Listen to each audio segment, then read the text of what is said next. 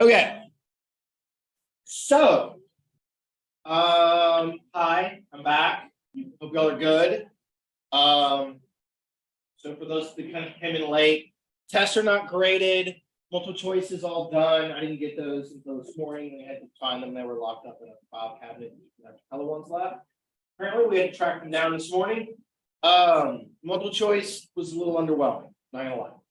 So I'm a little bit worried. It's gonna be okay. No matter how they turn out, we'll figure it out. It'll be okay. I'm gonna try really hard to have them for you guys tomorrow, just because we don't have that many days left with everything. So we will try to do that.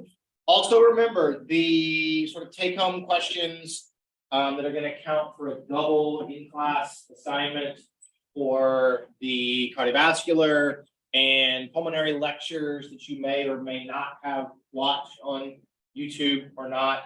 Just know that, I don't know who has watched, but I know how many times they could access watch. So, I've been keeping tabs. We're going to go through some of that stuff today, try to hit some high points. That's due tomorrow. Okay, that's due tomorrow. And so I don't remember if I put a Dropbox, if that was an online turn in, or if that was just a bring to class. Somebody wouldn't mind checking. I think it's bring to class. Just want to make sure we get everybody the right answers to that. Okay. Who's the Dropbox?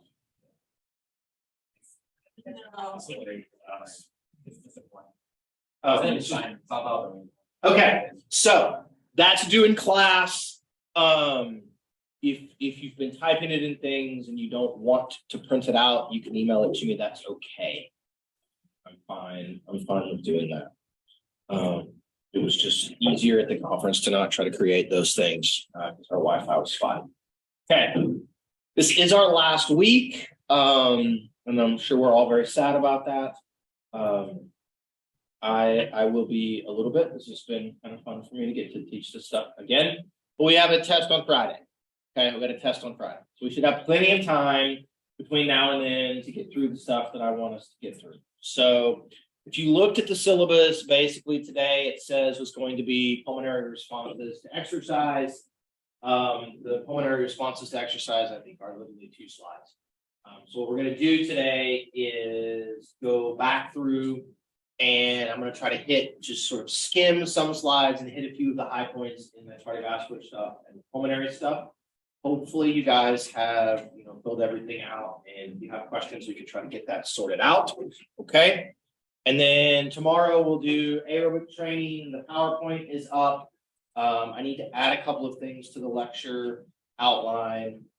So I need to get that one up, and then we'll do body comp and thermal reg on Wednesday and Thursday, and then that'll be it. Okay.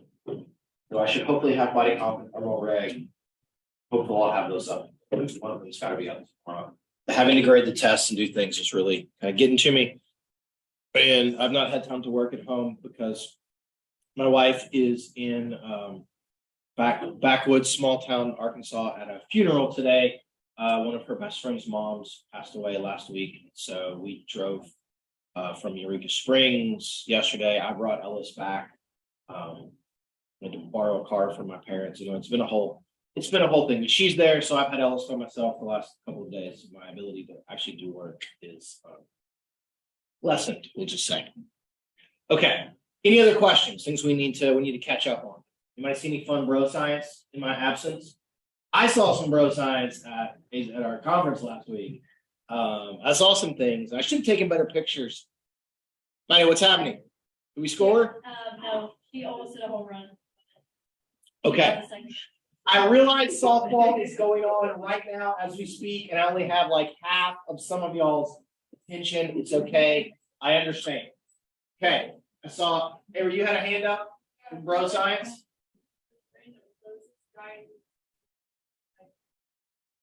That's not really a thing, but okay.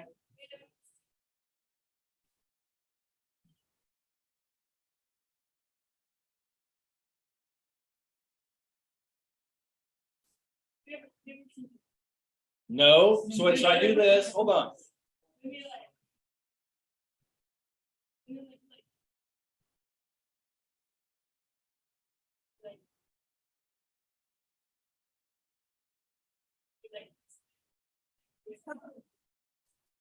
My guess is that is all applied quackery. My cousin, we're not going to say bless him, but my cousin, who's never worked a real job in his life and is always looking for a way to scam people out of their money, may have scammed some of y'all. You're from Houston. Sold those, they're like the little bracelets. I have one in my office. He gave me one for Christmas. For my high school graduation present, he bought me into a pyramid scheme. Under him, and then complained that I didn't try to get anybody else to do things. Anyway, they would set up at the mall in Houston and would sell the little bracelets that had like a crystal or I don't know, some kind of thing in them, right? You make me think about it, like put the bracelet on, and then like we'll put your arm back here, like don't let me move your arm or whatever. And there's a trick to like you get them in the right position, like they can't, and those things. And so that's what they would do. But he sent me one and was like, maybe y'all could like test it and see if it works or something. And I was like, I assure you it doesn't work. Anyway, so I have one of those in my office if anybody wants. It's probably all the same stuff.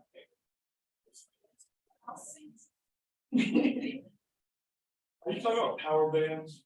I don't know. Yeah, I had like 4 or 5 years ago.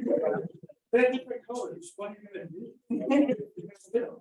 I don't know. Like, I mean, just don't expect them to actually have any physiological benefit. They're just a fashion statement, and that's great.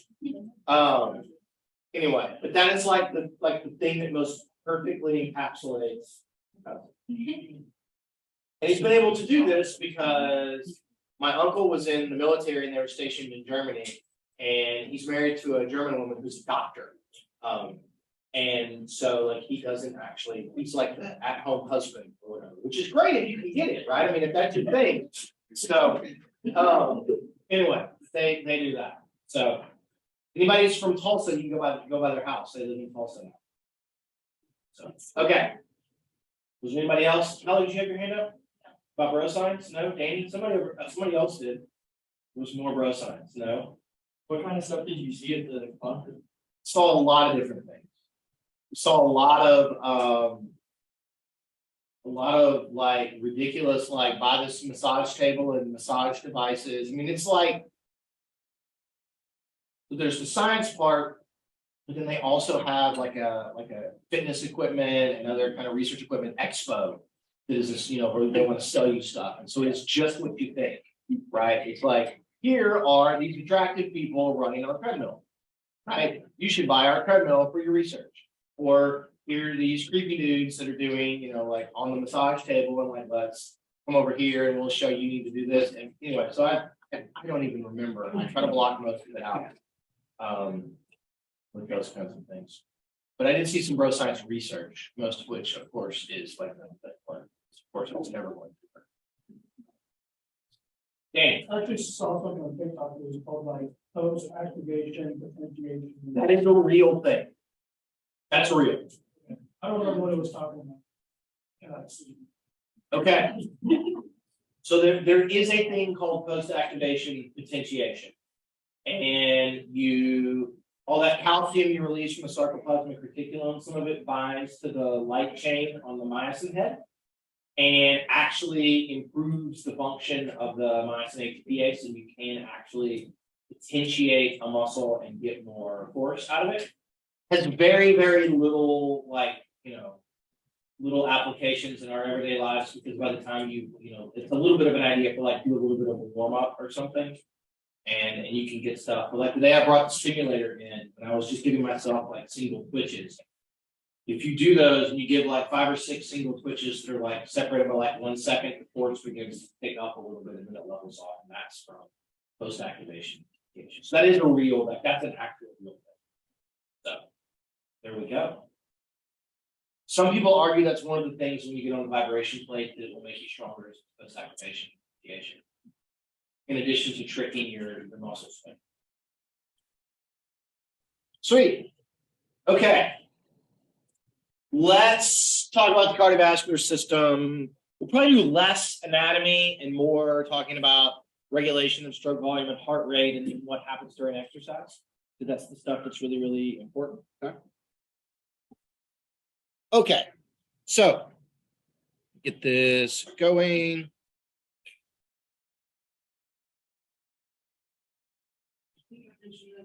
Right, the metabolism occurs in response to ATP use by muscles during exercise. Okay, well, a lot of the response in the cardiovascular system is in direct response to metabolic response. Okay, that's why we're going to end up using a heart rate as our surrogate for oxygen consumption. But because the cardiovascular system plays such a critical role in supporting these other systems, right? Cardiovascular system supports the pulmonary system. It supports the muscles. It supports metabolism by transporting oxygen, removing CO2, by bringing free fatty acids, bringing glucose, and all of these things. It plays a really, really key role there. Okay? And so we're going to call it a support system, but it's a critical support system such that when it messes up, you die, right? 25% of all deaths in the world are from cardiovascular disease, something to that effect. Or is it 40? I should know the answer. That's what we're gonna try to get at. The other cool thing about this is because it's so important for exercise, what you guys will see tomorrow when we do aerobic training is it's also a place that is very, very what we would call plastic, and then it can change. So when you train, you can get these very powerful adaptations. And then when you detrain, those adaptations go away. And that can also then lead to cardiovascular disease. Okay. So from an exercise perspective, delivery is really important. Bring oxygen, bring nutrients, right? Take these things from someplace in the body, get them to our muscles so that we can run metabolism. Move the carbon dioxide and waste products from metabolism. Okay. We've already talked about hormones. We're going to transport hormones. Probably on Thursday, we'll talk about the use of the cardiovascular system for maintaining body temperature, thermoregulation, and then well beyond the scope of our class is its role in infection and immune function and all of those things. Okay? So lots of systems are going to rely on the cardiovascular system to help out with stuff. We're going to break it into sort of what happens in the heart, how blood vessels function, and then the blood, which I think is a really underserved and underexplained portion of all of this. There's some really unique characteristics of red blood cells, some really unique things about the composition of blood, how much water, plasma is in the blood, and those things, and how that's going to play a role in us transporting oxygen, CO2, glucose, free fatty acids, helping us with thermoregulation, helping us with exercise performance. So the blood's really, really important. Okay. I think it says on the thing that I want you guys to be able to trace flow through here. So superior vena cava, right atrium, right ventricle, lungs, left atria, left ventricle, out the aorta into systemic circulation. Boom, there it is. That's it. Okay, count. We need to know the I don't care if you know the valves. I don't care if you know how many flaps the valves have or anything else. I don't care if you know what chordae tendon they are or any of those sorts of things. Okay. All I want are the four chambers and the way the blood moves around and through those things. It comes in from the superior vena cava and leaves through the aorta. That's it. It's all that I want you to know. Or at least about the anatomy side of things. Okay. A couple of things. Cardiac muscle looks a lot like regular skeletal muscle. They're very, very similar under the microscope. Very tightly organized, striations, right? Sarcomeres very tightly laid in there, actin, myosin all laid out. So imagine, right, cardiac muscle, just like regular skeletal muscle, except it's going to transmit its electrical potentials a little bit different because you do not have voluntary control of your heart. Right? We'll make the, fun joke, like Jordan, make your heart stop beating. Right? Hold your breath, cross your toes, make your heart stop beating. Can't do it, right? Just good. Just good. So there are some special structures that are going to let us do that. Desmosomes, gap junctions, these intercalated discs. We can move action potentials through the gap junctions. Desmosomes hold us together really, really tightly so that we can transmit things through gap junctions. The other important thing, right? The other important thing is that you have a very, very high volume of mitochondria in cardiac muscle. Like 40% of the cytoplasmic volume is going to be that. It's like maybe up to 5 or 6% in skeletal muscle. So huge numbers of mitochondria, which means what?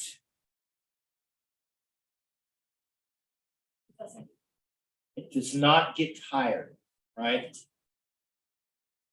Maybe emotionally your heart has been tired, but physiologically, right, not tired. So it's really, really good at aerobic metabolism. Really good at aerobic metabolism, which it needs to be, right? Because my heart's been beating for, nigh on 45 and a half years or something, right? Can you imagine if you've just been doing like one curl every second for 45 years? How big would your arm be, right? How tired would your arm be? So because of all of that, really, really important stuff going on. Okay. Okay, there's just some pictures. All right. How the heart contracts differs than how we contract skeletal muscle. Okay. And it's an important thing for understanding cardiovascular disease and regulation of heart rate, cardiac output, stroke volume. Okay. So it contracts using something called the cardiac conduction system and a process called autoconduction. Okay. I do want you to know the structures in the cardiac conduction system, and we'll talk about those here. Okay. I know you all have seen all of this.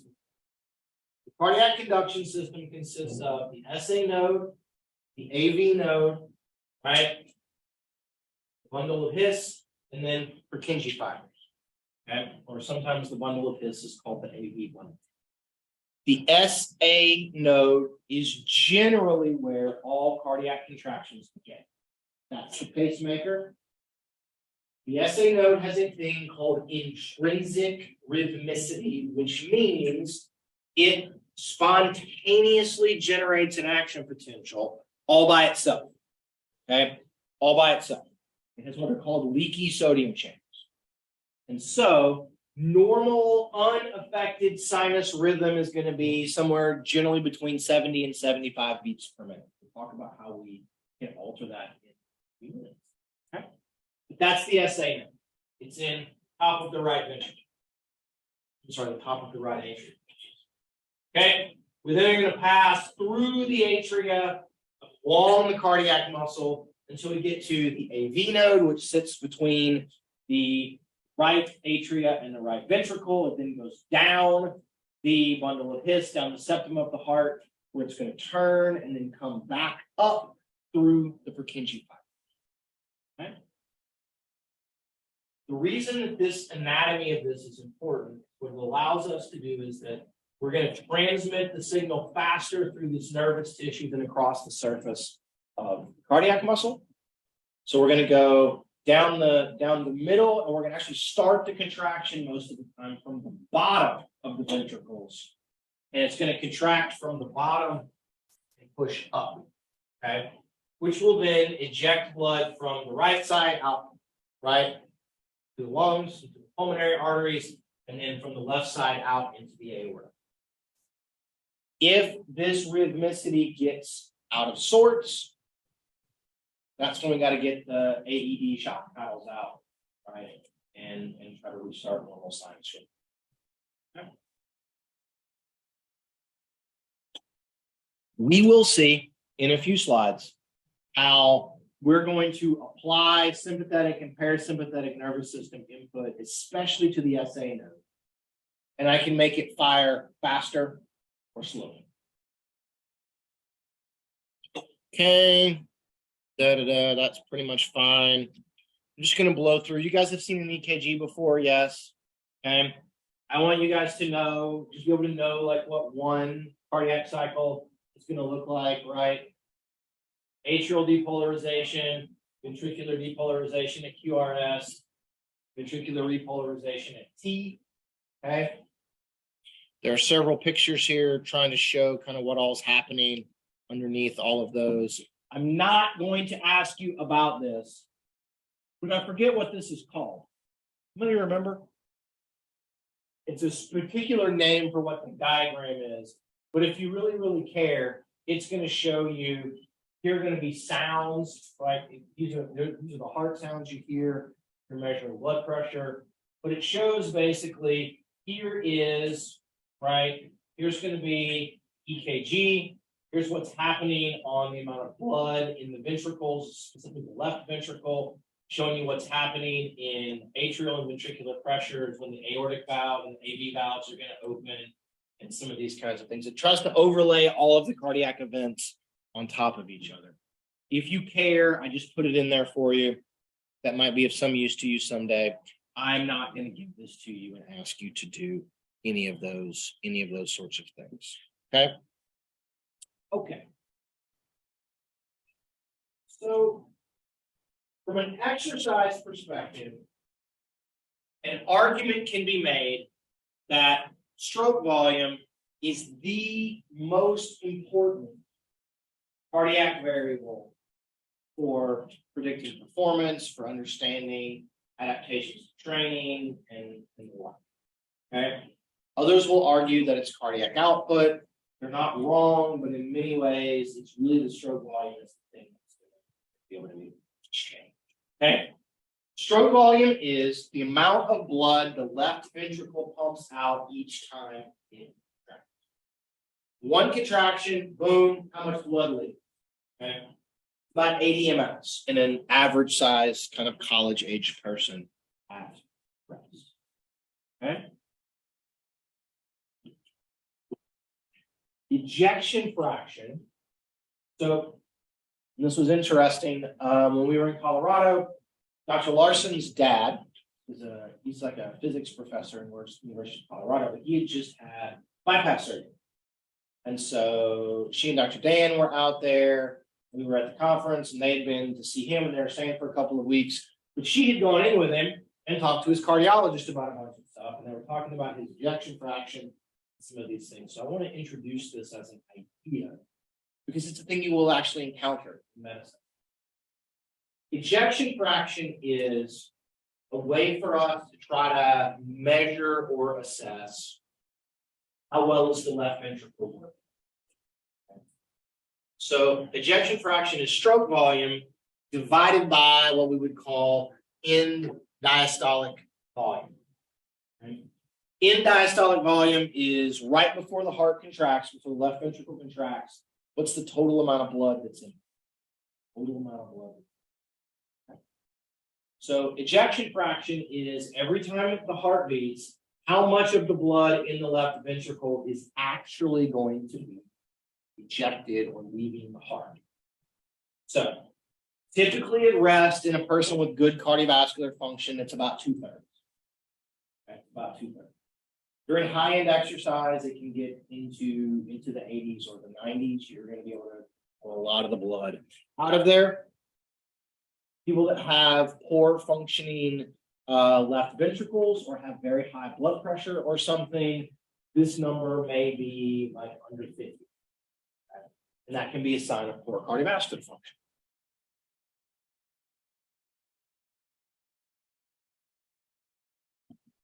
Okay. All right. So cardiac output. We calculate cardiac output by multiplying stroke volume by heart rate. So right now, all of you have some heart rate, and every time the heart beats, right, you're going to beat like 60 times per minute. Every time it beats, there's going to be a certain amount of blood that leaves via stroke volume.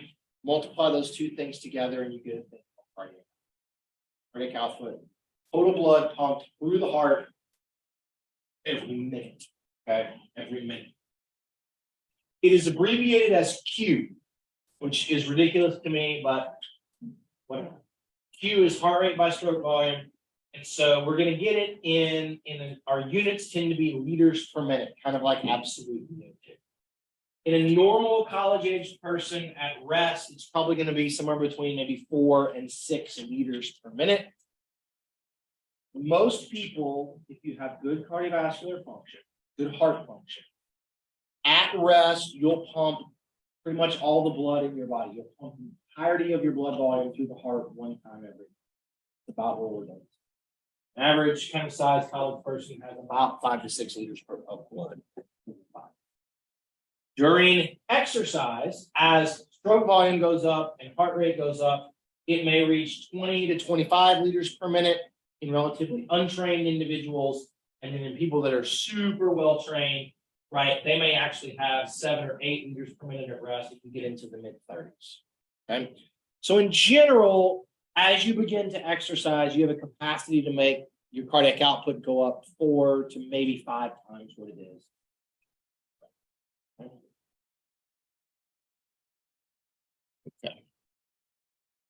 Okay. So one of the big things that I want us to kind of walk our way through today is how do we regulate cardiac output? Okay. Why is your cardiac output what it is right now? And then as you begin to exercise and it increases, what is going to change to allow the cardiac output to go up? Okay. So we're going to break it down into a couple of things. So if you think about it in this way, cardiac output is the product of heart rate and stroke volume. So anything that alters heart rate has the capacity to alter cardiac output. Anything that alters stroke volume, which is all of these things down here, have the capacity to alter cardiac output. So we're going to take them one at a time. We're going to start off by talking about how do we regulate heart rate. Okay. So resting heart rate for you guys is probably going to be in the 60s, maybe the 50s or 60s. Most of you guys, if you're pretty well or highly aerobically trained, it may be down in the 30s. That's not that uncommon. Some of you that are well caffeinated and maybe a little bit anxious, it might be in the 90s or 100. But for most people, right? For most people that are kind of y'all's age and at y'all's activity level, you're probably going to be in the 50s or 60s. That's kind of what our normal resting rates be.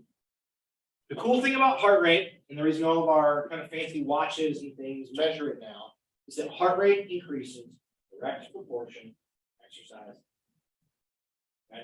So as VO2 begins to go up, as energy use begins to go up during exercise, heart rate's going to go up in a very linear kind of corresponding fashion. That's why all your watches and exercise tracking devices. We're going to try to use heart rate to estimate oxygen consumption and estimate energy expenditure. Okay. The other cool thing about heart rate is that you guys remember, and maybe judging from some answers we didn't remember, that when we start to exercise, when we get up, there's going to be this lag in oxygen, right? Aerobic metabolism lags our increase in work rate. And then after a couple of minutes, it's going to get to the steady state, provided we are kind of below lactate. Well, heart rate doesn't do that. Heart rate will reach steady state within about 10 seconds. Okay. And so what that's going to provide for us is that the cardiovascular system is going to do what it can to raise cardiac output, and then we'll see in a few slides, we're going to then direct blood flow to our muscles. And it's doing what it's trying to do its part to make sure that we can deliver and remove what we need to as we try to ramp aerobic. Okay. So if we had Michaela stand up and start doing jumping jacks, you don't have to, Michaela. But within about 10 seconds, her heart rate would go up and would reach a steady state right there. If the work rate. Okay. All of you have some age predicted max heart rate, which will be important for things like the Fick equation. You guys remember the Fick equation? Get that one on the quiz. Okay. So the general way we do max heart rate is 220 minus your age. There are some other equations that will get you within about 1 beat per minute of the same thing. We just typically use 220 minus age. So that's your max. You can only increase it up to that point. We'll talk about why in just a second. This is a problem, though, because you can't change it with training, right? There's no ability. You have, this is why stroke volume is so important, is because of your age, all you can do is get your heart rate to one place, right? That's all you can do. You can't train it to make it go any higher. Can sometimes do some things to make it make it not get quite so high, but that's all you got. So your ability to increase cardiac output by increasing heart rate is only going to go up to your age-related things. Also important for aging. It's one of the reasons that if you had to pick, all other things being equal, every one of you in here should have a higher VO2 max than me, because I'm probably 25 years old, older than some of you. So I have 25 beats per minute less, although weirdly I don't. I can actually get over my age pretty good my heart rate. Than kind of college age, like a 20-year-old person. Okay. Cool. All right. So how do we regulate heart rate? Okay. How do we regulate heart rate? We do two things. Claire, are you a singer? Awesome. Perfect. Stand up for us. Sure. You have a song you want to sing for us? No. No? You want to sing? Do you guys have a song suggestion we should ask her to sing? Okay. Claire, have I made your heart rate go up? Yes. Okay. How have I done that? Okay. When you're nervous, what happens? Okay. You may sit down. I'm not going to make you sit. Okay. So we regulate heart rate almost exclusively through the net input of sympathetic and parasympathetic nervous system to the SA nerve. Okay. And it's sort of an integrated process whereby you have some kind of zero input from either system, which almost never ever happens. Right? But there is a point at which there is no input from the parasympathetic, no input from the sympathetic, and the SA node is just firing at whatever it is. Okay. While you're resting, so most of you guys right now, unless you're really nervous about what's happening with softball, Maddie, how are we doing in softball? Extra inning, still Extra. 2-2. Still 2-2 extra. Okay. Right? You're going to have some parasympathetic activation. It's going to lower your heart rate. Okay. So if you imagine that most of you have an intrinsic no input rate of in the low 70s, anytime your heart rate is under, say, 70, you're getting no sympathetic input and you're getting parasympathetic input from the vagus. Where's your heart rate? Okay. So if you're sitting, Claire was sitting, we ask her to stand up. We want to raise her heart rate. The first thing that we do is we take the parasympathetic away. Okay. Now, she may have panicked in a little bit when I said, are you a singer or something? We may have gotten the sympathetic right off the bat. But normally, if you're not getting that kind of external stuff and you're going to exercise, it's like, okay, take vagus away, that raises our heart rate. Okay, it needs to be higher, start adding sympathetic on top of that. Okay, and so you can see here, right, we're getting parasympathetic to the SA node, we're getting sympathetic to the SA, AV, and to the ventricles and things. So that's how we regulate heart rate. So when your heart rate goes up during exercise, it is because of that increase in epinephrine, norepinephrine we showed last week. 2 weeks. Right?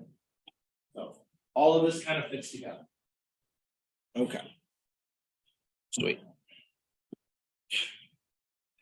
Now, I said mostly it's regulated, almost exclusively, but not entirely regulated by parasympathetic and sympathetic. You are going to get a little bit of an increase from peripheral receptors like blood vessels, joints, and muscles. These are chemoreceptors, so they may sense things in the blood, they may sense things in the muscle, and mechanoreceptors, which are those proprioceptors in your joints. Typically, what this does is these are things that are going to happen when you've got a parasympathetic. Okay, so fun things happen with heart rate. Okay, if I say, Emma, you're about to go exercise, I've just made her heart rate go up like 5 to 8 beats per minute, and she hasn't even moved yet. Okay, there's this what's called an anticipatory increase in heart rate, where we want to start drawing parasympathetic away when you just think about having an exercise. So there's some kind of crazy stuff that goes on. This is primarily what's going on. And for the most part, once you get going, it's just going to increase as exercise intensity increases in response to epinephrine and norepinephrine. That's the primary thing that drives. Okay. Okay. So that's how we can use heart rate to regulate cardiac output. Heart rate goes up, cardiac output goes up. Now, stroke volume is a little bit more complicated. Okay. Of the cardiovascular things that we talk about, stroke volume is probably my favorite thing. There's these kind of really interwoven ideas that are going to help us control stroke volume. Okay. So your stroke volume at any moment in time is the kind of net product of a thing called preload, okay, afterload, contractility, and your heart rate. And I want you guys to pay very close attention to the fact that contractility and heart rate are both going to have an effect preload. Okay. So there's this interwovenness of all of these different things. We'll start with preload. Very simply, preload is how much blood gets into the left ventricle before it contracts. Okay, that's preload. If you think of the left ventricle as a balloon, how much water are you filling into the balloon or air are you putting into the balloon before it contracts and gets let out? Okay, that's the idea of preload. Okay.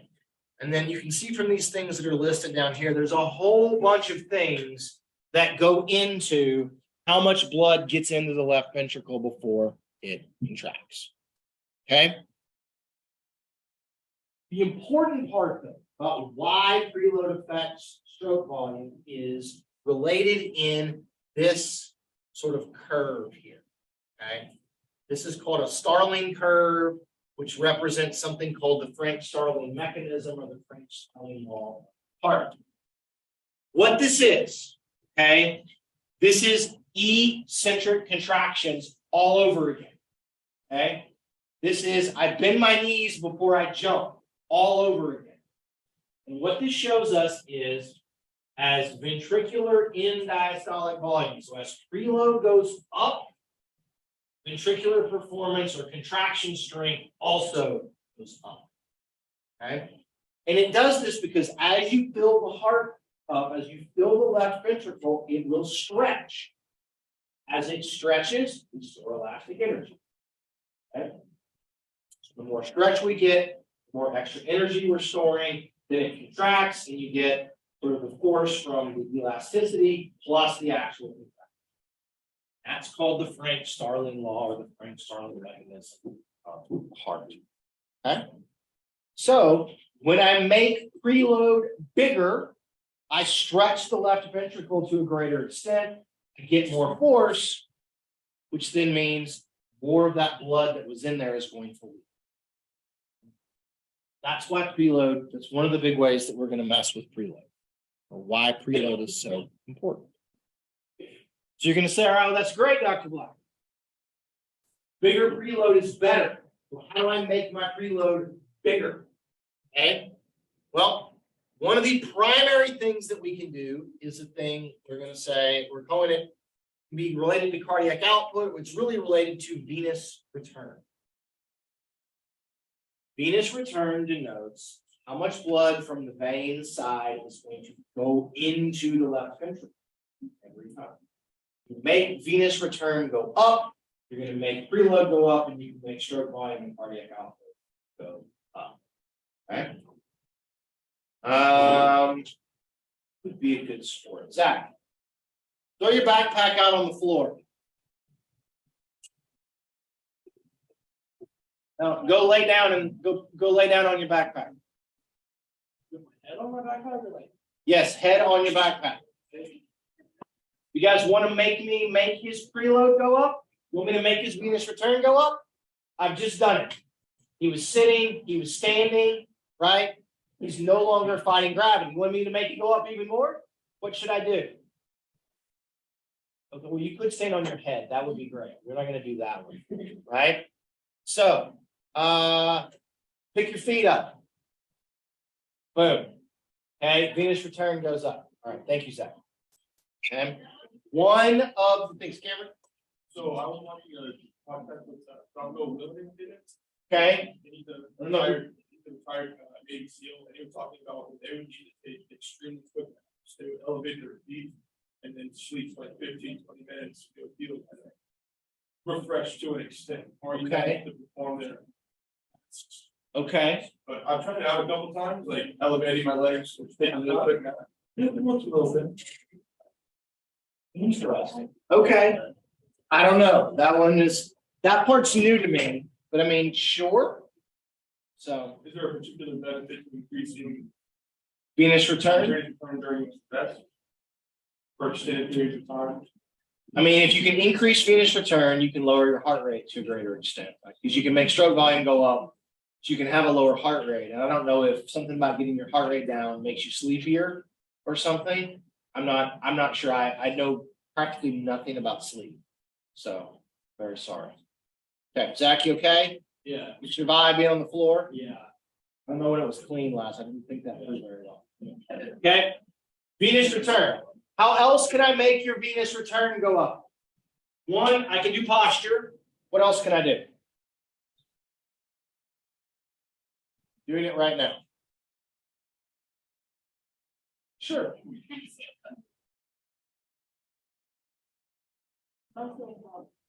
Right. Thank you, Rob. Muscle contraction. Okay. As you guys will see, your veins are very squishy. They have these things in them called valves, which prevent backwards flow of blood, which is good. Otherwise, all the blood in your body will be in your feet. And when you contract a muscle, the force in that muscle will squeeze the veins and it will drive the blood forward towards your heart. This is why after you've run a race or you've done a bunch of squats or something, they tell you to walk around a little bit, like don't just go all stop. Because if you go all stop, all the blood's going to end up in your feet, your blood pressure is going to drop, you're going to pass out. So that's how we make sort of preload go up. We need to increase venous return. That's part of this muscle and thoracic pump. We talked about posture a little bit, right? When I'm up like this, I'm having to fight against gravity to get blood back to my heart. When I lay down, I'm fighting less. When I stand on my head or I put my feet up, I'm using gravity to my advantage to pull blood through the veins towards my heart. Okay. And then the last one on here that's important is blood volume. Okay, it's blood volume. Blood volume is really important because it helps with venous return.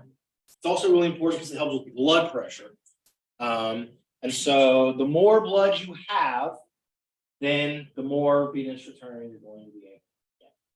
So one of the things that happens when it's hot outside, as you guys will see, when we sweat, we lose a bunch of water from our blood, we lose a bunch of the plasma, then your blood volume falls, which will make stroke volume fall, which means your heart rate has to go up. Okay, so all of these things are going to kind of work together and help us out. Okay, I guess one last thing that I should point out is I do have heart size on here. In some ways, the easiest way to have a big stroke volume is just to have a big left ventricle. You want to have the largest possible left ventricle that you can get, as long as it's not, you don't have sort of hypertrophic cardiomyopathy, which we'll talk about a little bit later. We'll talk about that tomorrow when we talk about adaptations to training. One of the things that aerobic training does is it makes the left ventricle get bigger. So we talked about these, we talked about those things. Okay, afterload. So what afterload is the blood that is left in the left ventricle after it has contracted. Okay, that's what it is. How much blood is left after it's contracted? So when afterload goes up, cardiac output goes down, right? You're ejecting less of the blood from the left ventricle.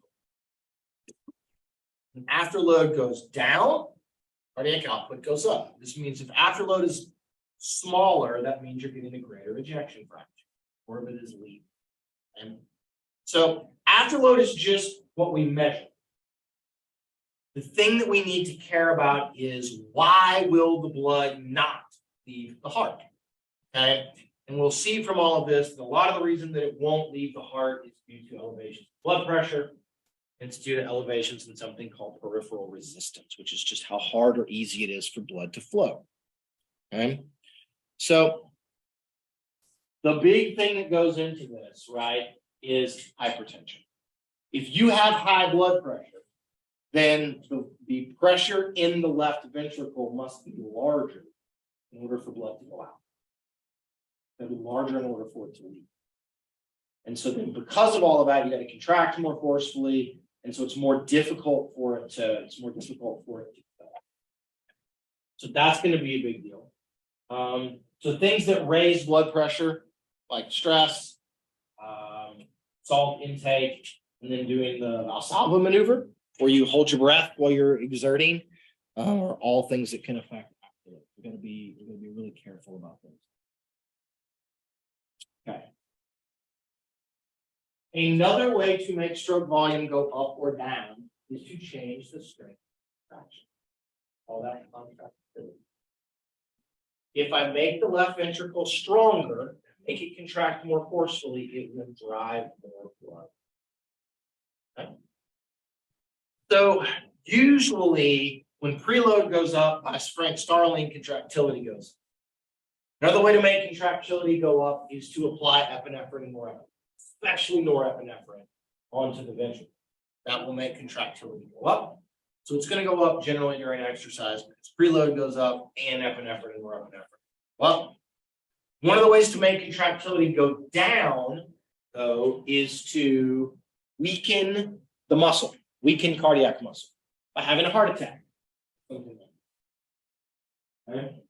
Or I can give you a drug, give you something called a beta blocker that impacts norepinephrine. I can make this go down. There's also some things you can give, things that block calcium channel function and all of this. So some blood pressure drugs will actually try to limit contractility because if it doesn't contract as forcefully, it won't drive blood as much, and that'll keep blood pressure down a little bit. Okay. So we hit those, and then heart rate. The only thing that I want to point out about heart rate and its control of stroke volume is sometimes at very, very, very high heart rate, at heart rates that are very much near max. Okay. The heart beats so fast that the filling time or diastole becomes so short that it's hard to fill, right? It's hard for us to fill the left ventricle properly. So when heart rate gets really, really high, preload will fall.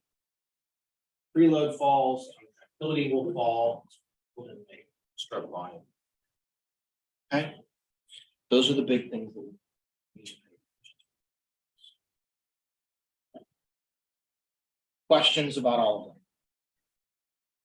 Yeah.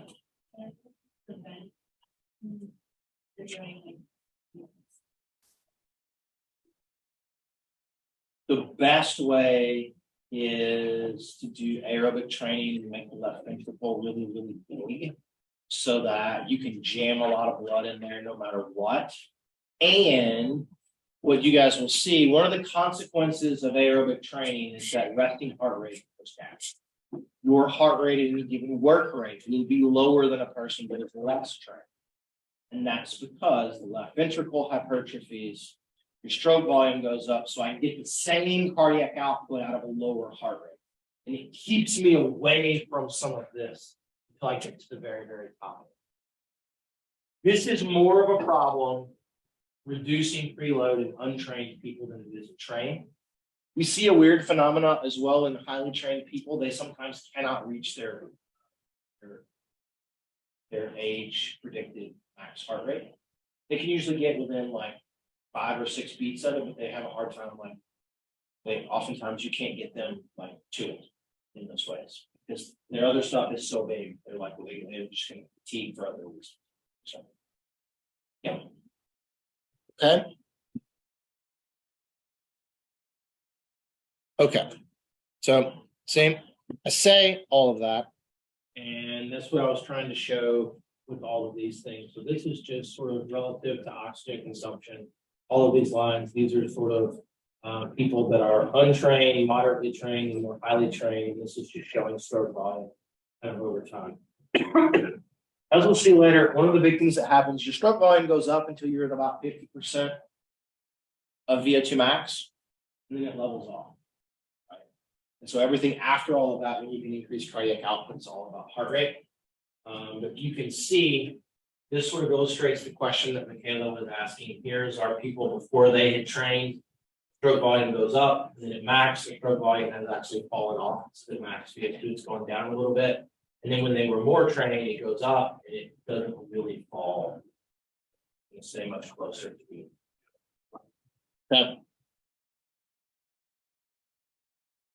Okay. Let's take 5 minutes. Okay.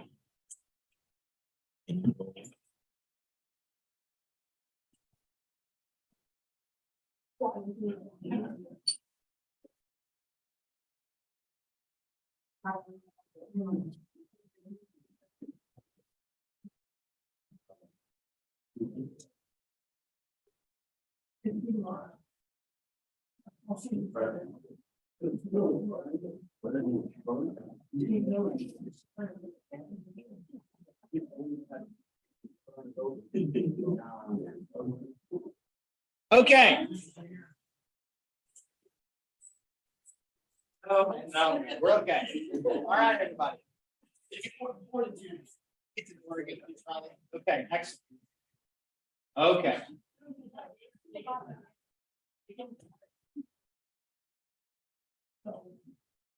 So the next piece of all of this, we're going to talk about how we get blood where it's supposed to go.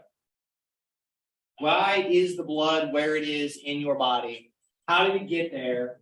And how do we use, especially arterial, to be the kind of primary structure that lets us do those things? Okay. So in the vascular system, so in the blood vessel system, we've got arteries, which are the big vessels that take blood away. They narrow down into a collection of arterioles, and then the arterioles are going to sort of go down into smaller and smaller arterioles, and then capillaries. Capillaries sit right on top of the tissue. That's where all of the gas exchange and the glucose and the free fatty acid exchange takes place. Capillaries come back together and make venules. Venules all come back together and make veins. Veins bring the blood back to the heart. Okay. The thing that we need to be really, really aware of is the idea that arterioles and arteries have something called vascular smooth muscle.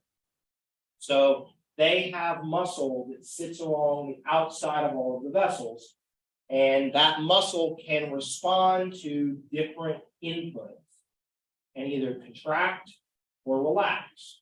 And as the vascular smooth muscle contracts and relaxes, then arteries and especially arterioles will change their diameters. And so as the muscle contracts and the diameter shrinks, then the pressure inside goes up, and it makes it more difficult for blood to move through them.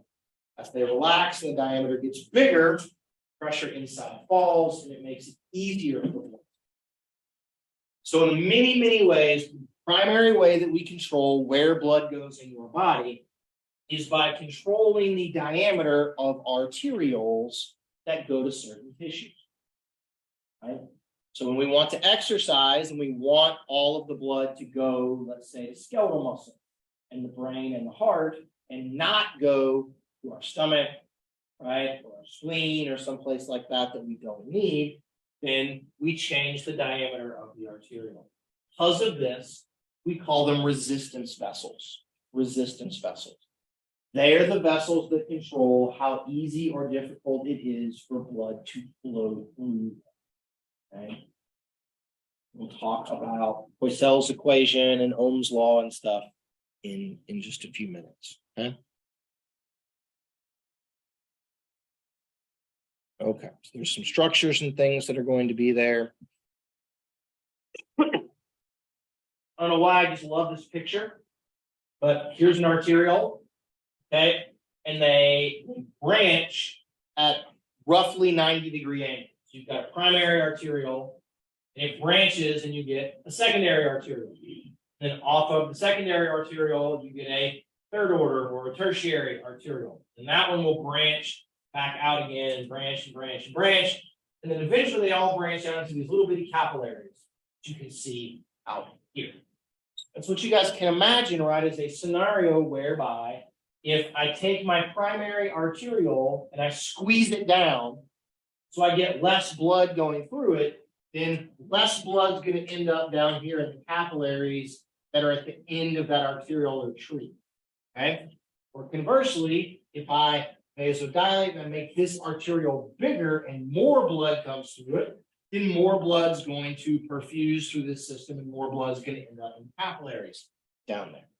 Okay? Does that make sense? You guys understand kind of that whole sort of idea? Okay. All right. Now, there are a couple of other sort of anatomical structures that are primarily associated with arterioles that I want you to know. One of them is the inner layer of cells, the cells that touch the red blood cells, is called the endothelium. And I do want you all to know, really, endothelium or the endothelial layer. Okay. The endothelium can produce something called nitric oxide. Not laughing gas, nitric oxide. Okay. And when the smooth muscle gets nitric oxide that has come from the endothelium, it relaxes and it will allow more blood to go through. Okay.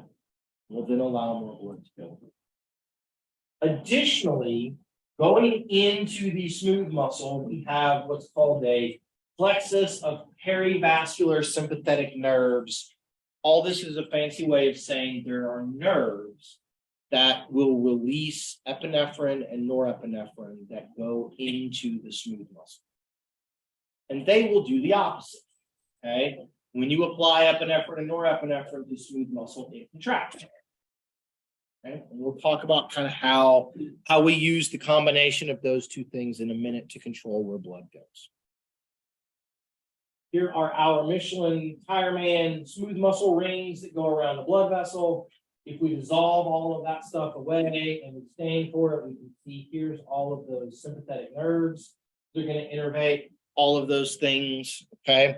And I think this really illustrates that if this is what smooth muscle looks like, you can see those little rings, right? That if they contract and squeeze, it's going to pinch the vessel down. As they relax and they get bigger, then it will let the vessel expand out. Okay. Okay, for some reason, I don't have the control of blood flow stuff until a little bit later on. So we'll talk about blood pressure really quickly then. I mean, you guys have seen, how many of you guys have measured blood pressure? Everybody, just about? Y'all measure blood pressure in like personal training or strength and conditioning class, one of those classes? We even teach strength and conditioning anymore? I should know the answer to that. Kyle's like, yes, there's Black. We do, or I've measured blood pressure. Looks very knowingly at me on this. So systolic, diastolic, blood moves via pressure differences. Okay, it moves via pressure difference. So when the left ventricle contracts, pressure in the left ventricle gets really high. Once that pressure exceeds the pressure in the aorta, blood leaves the heart into the aorta. Aortic pressure is higher than, let's just say, right? What's my vessel that's here? I've forgotten a little bit of anatomy that I'm doing. Yeah, that runs under the brachial plexus. That turns into the brachial artery. What is this one? Okay, great. Nobody knows. We won't tell Cindy, okay? But everybody's forgotten. But you all understand. As you move down the tree, pressure falls, and that's going to allow blood to move, right? It goes when you get down into the arterioles, it falls more. You get down into the capillaries, it's even lower, and it's lower still into the veins.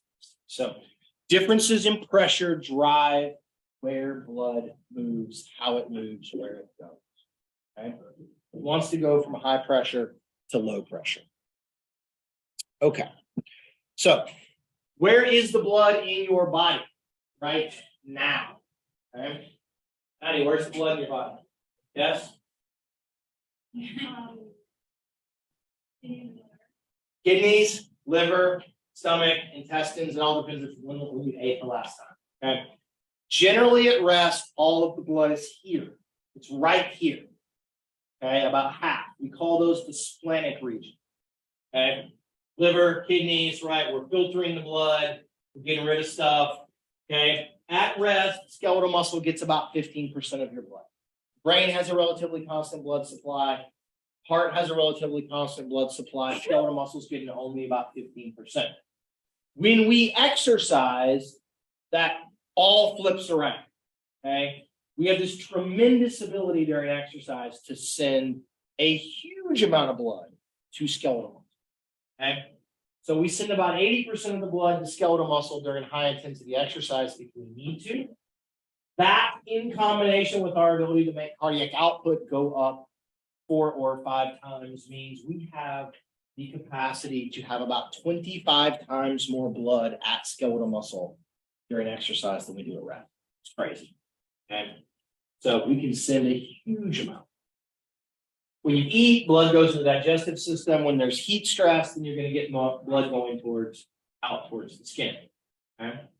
And so what we need to concern ourselves with, though, is this explains the tissues that are working the most in those conditions.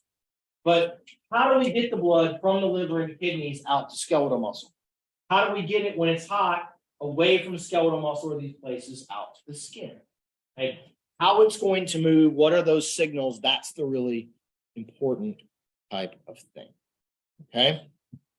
So to understand why it goes where it goes, we have to understand this particular equation. And so it's an equation that's going to equate blood flow to cardiac output, blood pressure, and something called total peripheral. Okay. So the volume of flow, the volume of blood going through any vessel in your body is related to the pressure gradient between either end of that vessel. Okay. So the difference in pressure from, say, the aorta to whatever is running under my shoulder, or aorta to my brachial artery. Okay. And then it's inversely related to the resistance to fluid flow. And resistance is very much related. We can equate all of these different things. If I want to increase blood flow to a tissue, I can raise cardiac output. I can lower total peripheral resistance at the same pressure differences, then I will get more flow. Potentially, if I change the driving pressure, I can get more cardiac output and out of the same resistance. We're going to talk about how we're going to basically alter the total peripheral resistance to be able to get blood flow to go to certain places. Okay. You don't have to memorize any of it. Okay. There's a thing called Ohm's law that flow is equal to differences in pressure over resistance that I just showed. There's also a thing called Poiseuille's law that tells us that the resistance portion of the equation is 8 multiplied by the viscosity of a fluid multiplied by the length of our tube divided by pi multiplied by the radius of that tube to the 4th power. When you put all of this shit together, you get something that is flow is equal to differences in pressure multiplied by pi multiplied by radius to the 4th divided by 8, the length of the vessel, and the viscosity. The blood viscosity doesn't change, length of the vessels doesn't change, 8 doesn't ever change, pi doesn't ever change. So basically, flow is equal to the differences in pressure multiplied by the radius to the 4th power. Okay? I say all of that to simply say this. If you want to change where blood is going, change the diameter or the radius of the blood vessel. That's the easiest way to do it. Okay. Yes, you can raise your blood pressure, which happens during exercise. But the easiest thing to do is all you can see is if the radius goes up even a little bit, because it goes to the 4th power, goes up a little bit, flow goes up a lot. That's the real thing with the equation. Okay. So when I want blood to go to skeletal muscle, I increase the radius of the blood vessels going to the skeletal muscle. And I decrease the radius of the blood vessels not going to skeletal muscle. And that will direct all of my flow to skeletal muscle. At rest, if I don't want it to go to skeletal muscle and I want it to go to my liver and kidneys, no. Okay. This just mathematically, I think, really tries to explain why small changes in vessel diameters or vessel radius have this huge effect on flow. Okay. So how do we get those changed? How do we change the radius? Well, one of the things that we do during exercise is a thing called auto regulation. Auto regulation is kind of an all-encompassing term where the local environment, okay, around the blood vessels, the blood moving through it, as well as kind of the metabolic state of the tissue around it, will auto-regulate, will play some control on changing the vessel diameter. Okay? If there's increased O2 demand, if there's high levels of lactic acid, hydrogen ions, potassium ions, those will all lead to vasodilation or increase in diameter of the vessels. As well as if we increase the velocity of blood moving through any arteriole, it causes something called shear stress. This is the Mr. Miyagi idea of friction. Right? Shear stress, we're shearing things as the blood moves through the vessel. It's going to create shear along the edge of the endothelium. When blood velocity gets really high, the shear gets very high. That tells the endothelium release nitric oxide, which then causes vasodilation, which as it dilates, blood velocity goes down. It's going to slow everything down, and that's going to potentially be a good thing for us. Okay. That's oftentimes how we get vasodilation. We're going to get vasoconstriction much more often through something called extrinsic neural control. So the sympathetic nervous system is going to release epinephrine and norepinephrine, and depending upon which receptors the smooth muscle has, it's going to either bind to beta 2 or to alpha receptors, and you may get vasodilation. The beta 2, and most likely you're going to get vasoconstriction. Okay. That's what we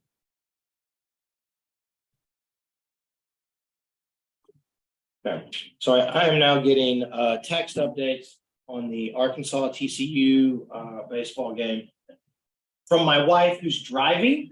So I don't know which of us is having the sort of worst go of things here.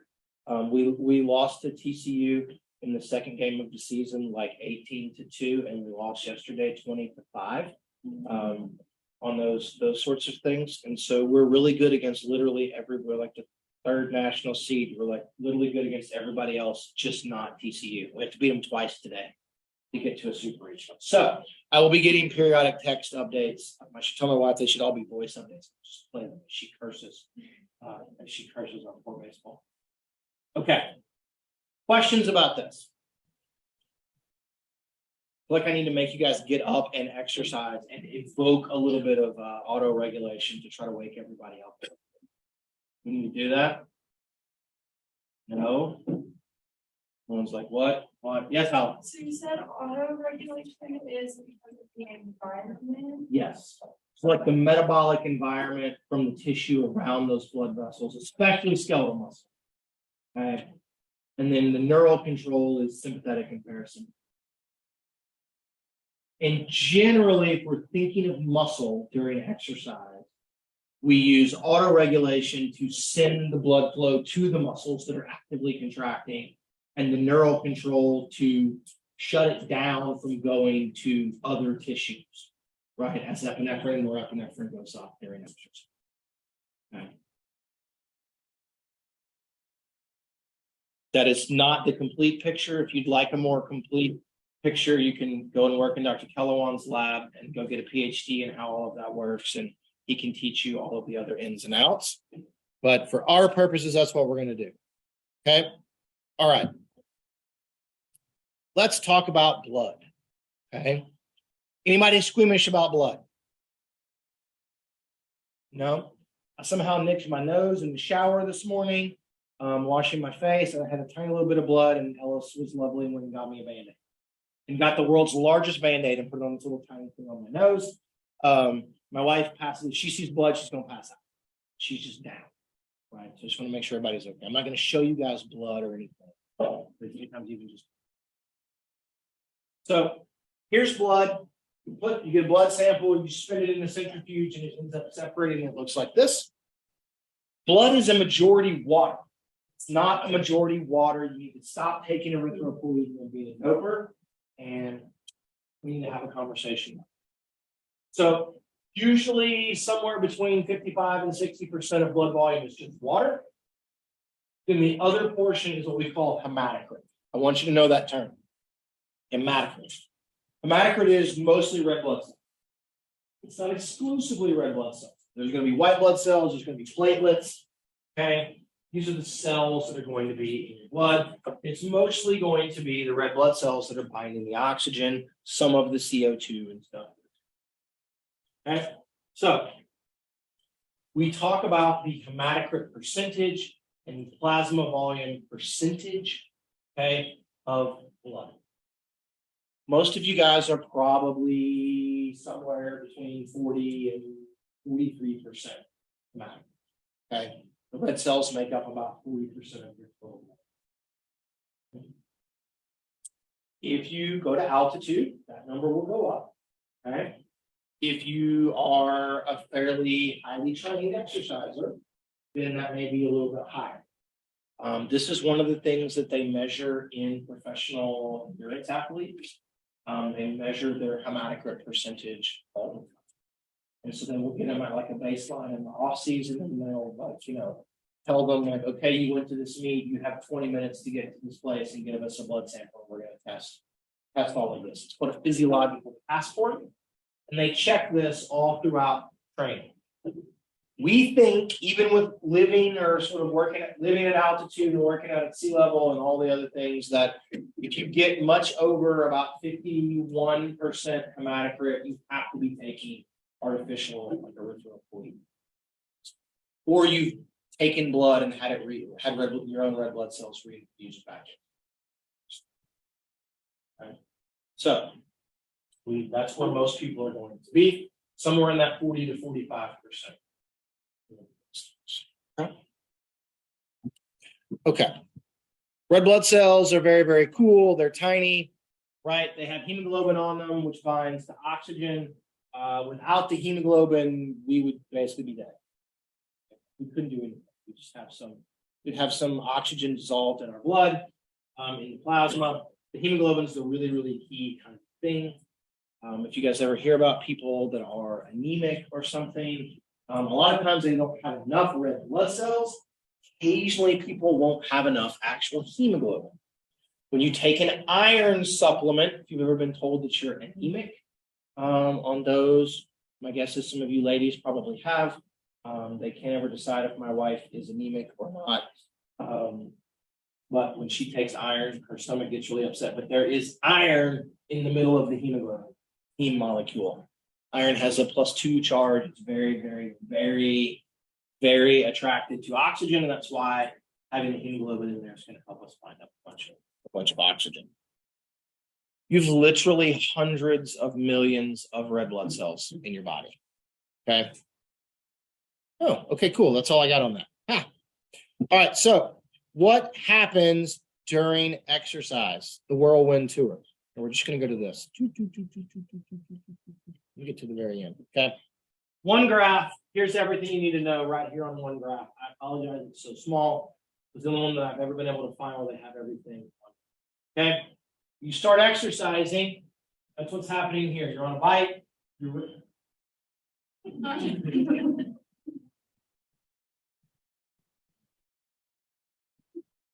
Somebody's not happy.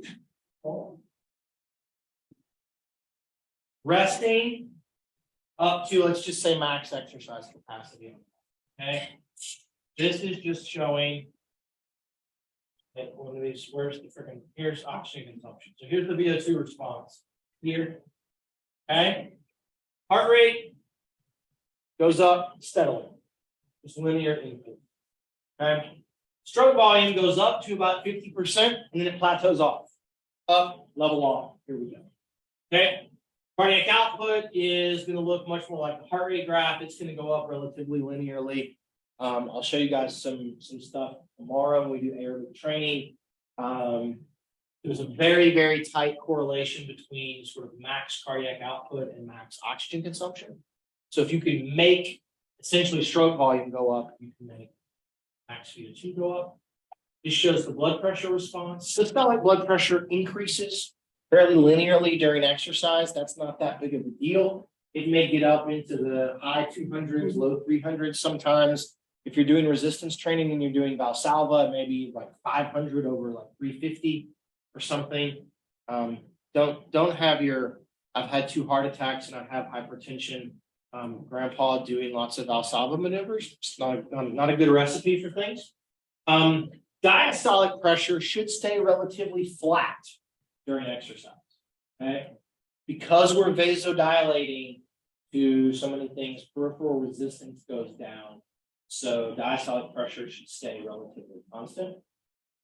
If you ever have a blood pressure cuff on someone and you're measuring blood pressure and diastolic pressure begins to rise during exercise, call an ambulance. Do not pass go. Do not collect $100. Go call, get them off the treadmill and call the ambulance. Some there may be things for you. Okay. This is showing peripheral resistance. Okay. What you're seeing here is if this is resting peripheral resistance, this is basically what happens when we vasodilate all the arterioles to skeletal muscles. Peripheral resistance falls, so it's much easier. We're going to get much more flow to a tissue or just out away from the heart at any systolic blood pressure. So driving pressure goes up, resistance goes down, so flow goes up tremendously. That's part of what's helping to drive some of our cardiac output. Okay. So why does all of this happen? Why does heart rate go up with exercise? Sympathetic nervous system input. Okay. Why does stroke volume go up? Reload goes up. Okay. Muscle contractions go up. Contractility goes up. It's going to help us drive that stroke volume increase. But it plateaus off. Why does it plateau off? At some point, it can't contract any harder. Left ventricle is only so big. You can only put so much blood into there. At some point, both of those things are going to get maxed out, and you're going to max out what your stroke volume is. Okay. What happens? And then this one here, and I'll come back and talk about this. This is something called arterial venous oxygen difference, or AVO2 difference. Okay. AVO2 difference is a measure of how much oxygen is leaving the blood from the capillaries into a given tissue. The measure of extraction, we call it. Okay? The measure of extraction. And so the amount of oxygen taken out of blood is going to increase as exercise intensity increases. As the mitochondria work harder, they use more oxygen, so there will be lower oxygen pressures in the cells, and more will get extracted. As more blood goes, as resistance falls, and more blood goes into those arterioles, going to the skeletal muscle, then more blood is going to go into those capillaries, more blood will be presented to the tissue to allow for this exchange to take place. Okay. Questions about that? It's cardiovascular exercise physiology in an hour. You've been briefed. Questions? Okay, let me talk about FIC and then we'll move on to the pulmonary side. Okay. Here is the FIC equation. I don't know if this is the most famous equation in all of exercise physiology, but it's certainly one of the most useful. Okay. Certainly one of the most useful. The FIC equation is going to relate oxygen consumption or energy expenditure, okay, to cardiac output and oxygen extraction at the muscle level. Okay. So the FIC equation tells us that VO2 is equal to cardiac output multiplied by something called AVO2 difference in oxygen content on the arterial versus the venous side of a given tissue. Okay. So if your VO2 right now, okay, let's say that Ty's VO2 is 3.5 milliliters per kilogram per minute right now at rest. It's kind of an average resting time. Okay. We can calculate that. That's an energy expenditure that he needs to just sit there by, if we know his heart rate and his stroke volume, and we know it's VO2, we can calculate how much O2 is being extracted. Okay? If we don't know his VO2, but we know extraction and we know heart rate and stroke volume, then we can estimate what we do. We will use this equation. The important part of this equation is how it can be used to determine why, when I train, do certain cardiovascular and metabolic adaptations make VO2 go up, make VO2 max go up, or why, as I age, or why, after I've had a heart attack or something, might my VO2 max go down. Okay?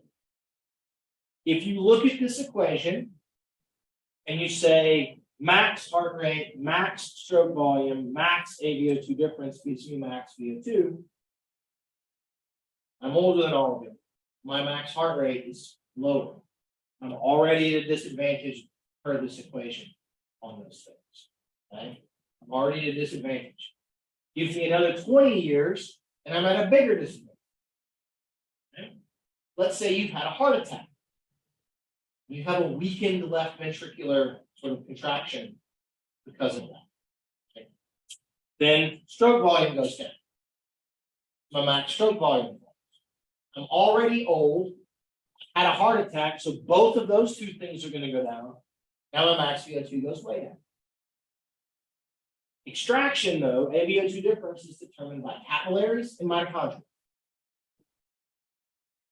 You guys will see tomorrow when you exercise, you get more capillaries.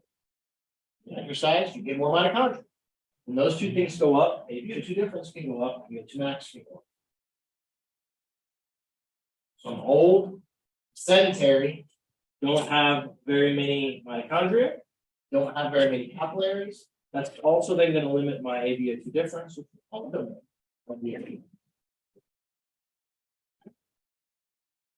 you guys see how you can sort of fill in and piece in the different things in the equation to get where you're going? Okay. So I think I told you guys this earlier. The single best way, the single easiest way to make your left ventricle get make your stroke volume go up is to have a bigger left ventricle. Right? So if I want to make my max stroke volume go up, I need a bigger left ventricle. And if you take all of you guys that are roughly the same age, if we take and assume that all of you guys have roughly the same capillaries and mitochondria, which you don't, then the thing that determines who has the biggest VO2 max is the person that has the biggest left ventricle. Okay? So the biggest heart wins the race. Physically, if you have the biggest left ventricle, you're going to be at a big advantage because your stroke volume is going to be. And you guys will see tomorrow. One of the primary adaptations to aerobic is left ventricular hypertrophy. It's a big thing. Okay. Question. Anything from your assignment tomorrow that I haven't really covered in this whirlwind tour that we need to go over really quickly? You guys are aware that No, there is. oxygen calculation works in with blood. Does that just VE and then liters divided by minutes? Volumes? Yes.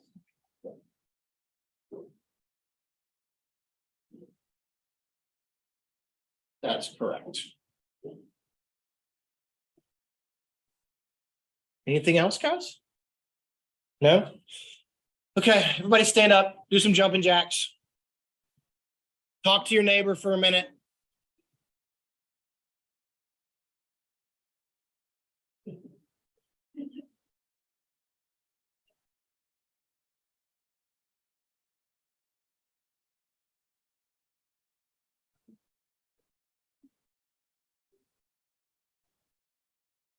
Catherine, can you hear me?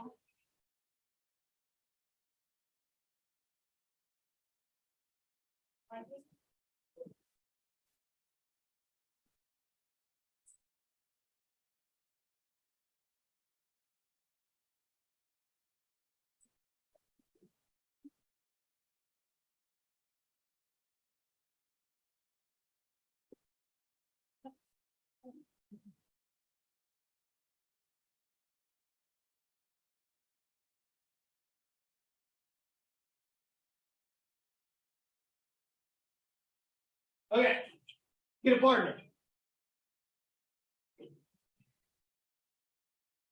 or several partners. It doesn't really matter. Okay. One of you, we're gonna sit here for 30 seconds, and I want you to count how many times the other person breathes. Okay. Are you ready?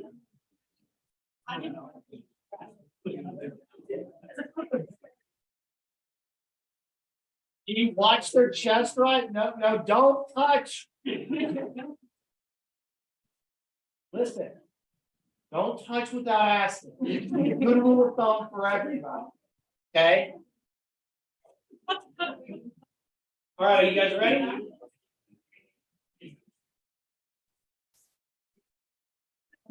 All right, here we go. 3, 2, 1, go.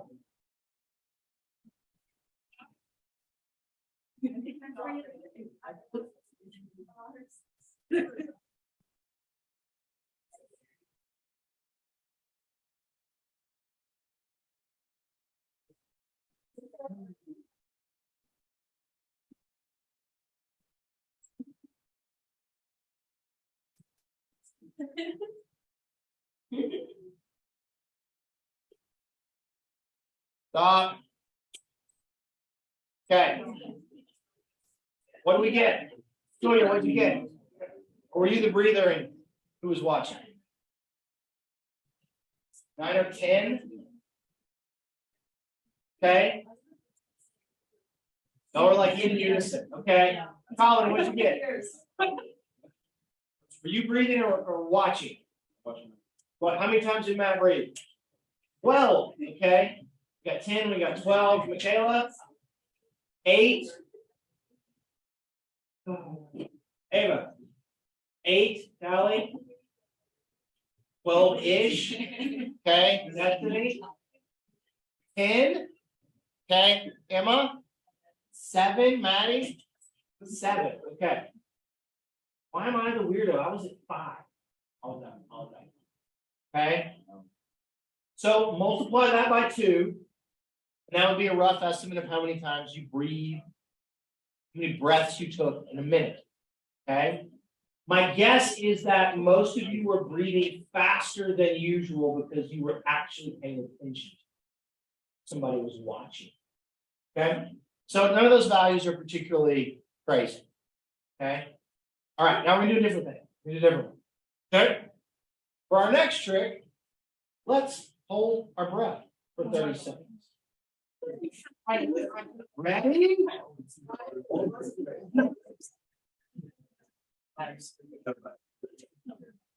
Are we ready? 3, 2, 1, go.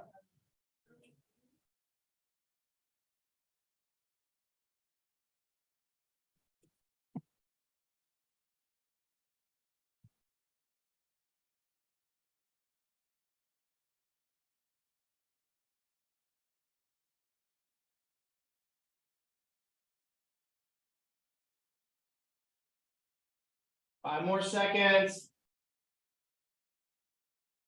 Now watch your neighbor when they breathe. Stop.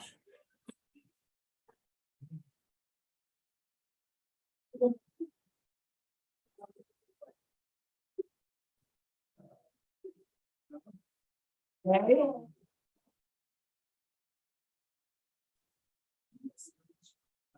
Are you okay?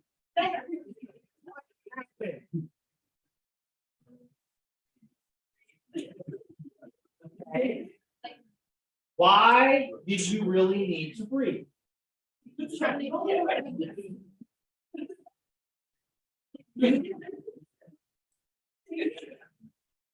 Okay, I'll ask the question more specifically. Physiologically, what processes were going on that made you really, really feel like you needed to breathe? Okay, that's completely wrong, but okay. So very, very good guess, but wrong. Anybody else? What was your response as soon as you took that breath? Other than like massive giggles and chuckling and all sorts of things. In comparison to a normal breath, what happened right when we got done? Okay. I don't know why you would have exhaled, but I believe.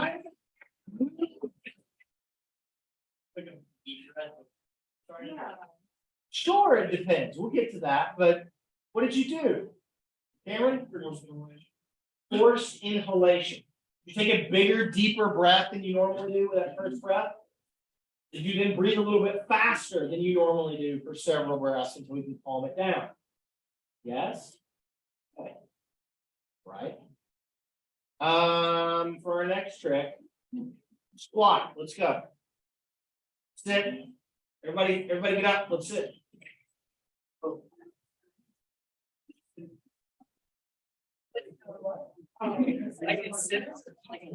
Just squat down and stay there.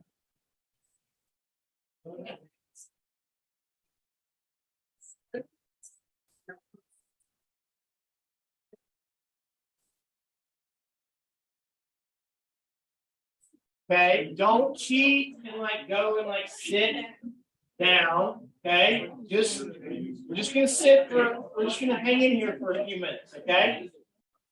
Okay.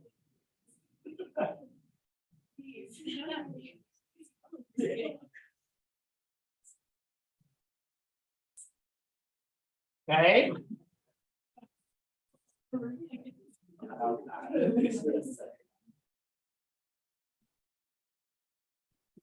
I will give bonus points. We will do this. Okay. Pardon?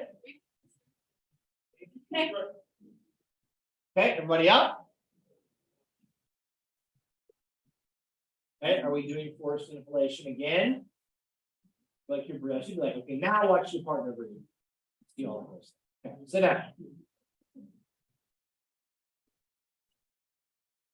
So what we've done is demonstrate breathing mechanics. We've demonstrated how the respiratory centers in your brain control changes in breathing. And we've done situations of sort of lower oxygen availability and increased metabolic output. Try to manipulate breathing. Okay? Did you ever think about what you were doing?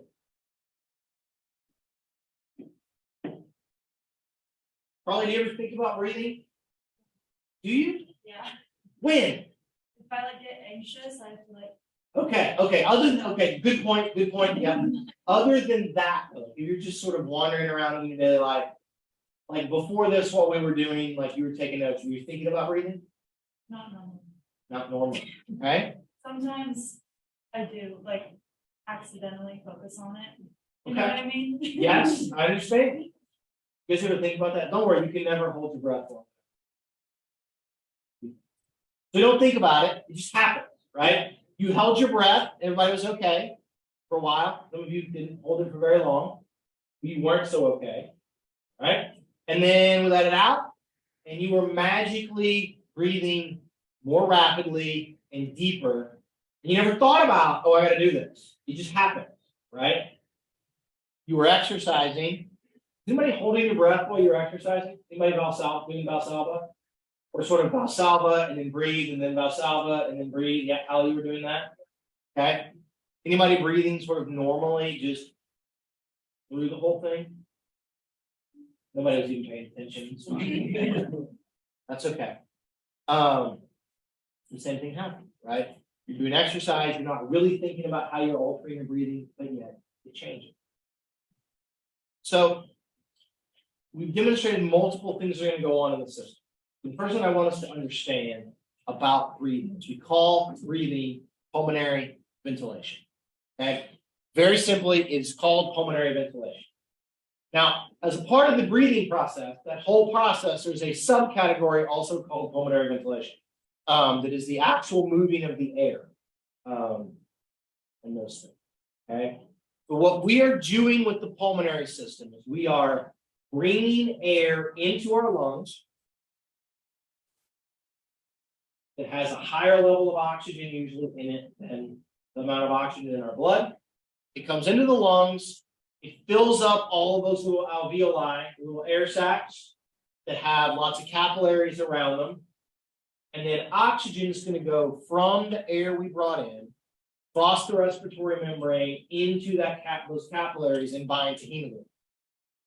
Conversely, CO2 in the blood, in venous blood, is much higher, and there's practically no CO2 in the air. Is a good thing.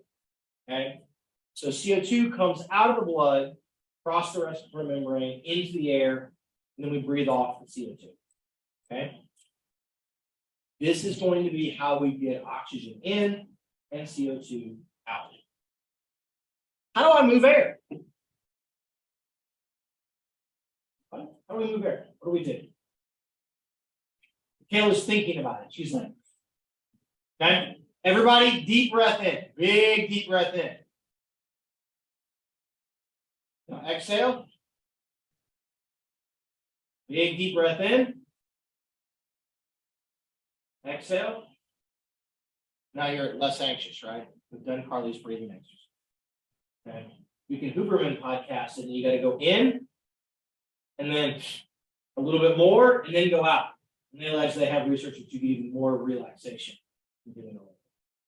How does the air go in? When I breathe in, what's the mechanics that are happening inside my chest cavity?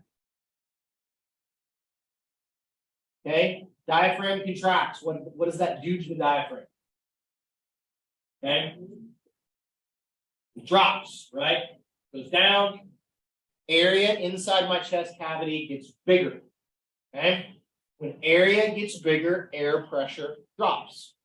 Okay, so we need the air pressure inside of our chest cavity in the lungs to be lower than atmospheric air pressure. Air will come in. Okay.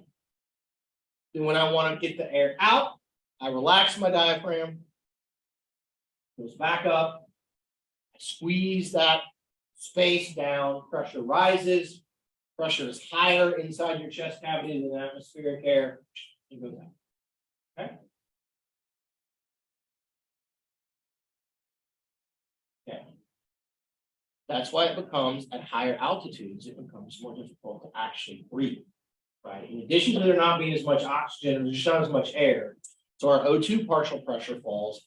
There's not very much air pressure. So our ability to get intrathoracic pressure low enough to let air come in can at very, very, very high altitudes. Okay. That's the mechanics of breathing. So when you do forced inhalation or forced exhalation, anybody ever done a spirometry test? You might have asthma. Ever been tested for asthma? I was in high school. They thought I had asthma. Turns out I just had like an upper respiratory infection for like 3 months. I would start running during baseball season, and I would just cough until I threw up. I'm not kidding.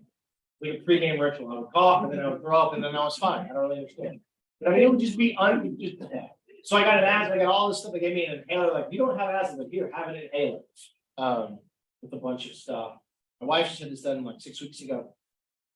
She's sort of mildly asthmatic with things. And so, but you do forced inhalation and expiration. You can contract extra muscles aside from the diaphragm to either raise or lower intrathoracic pressure to greater extent. During exercise, you're going to do forcibly doing both. If it's very high intensity, you can use your intercostal muscles and do that. I don't know why you're thinking about breathing. Make sure you have to go on. Sorry. Okay. So that's actual breathing. We talked about pulmonary ventilation. Okay.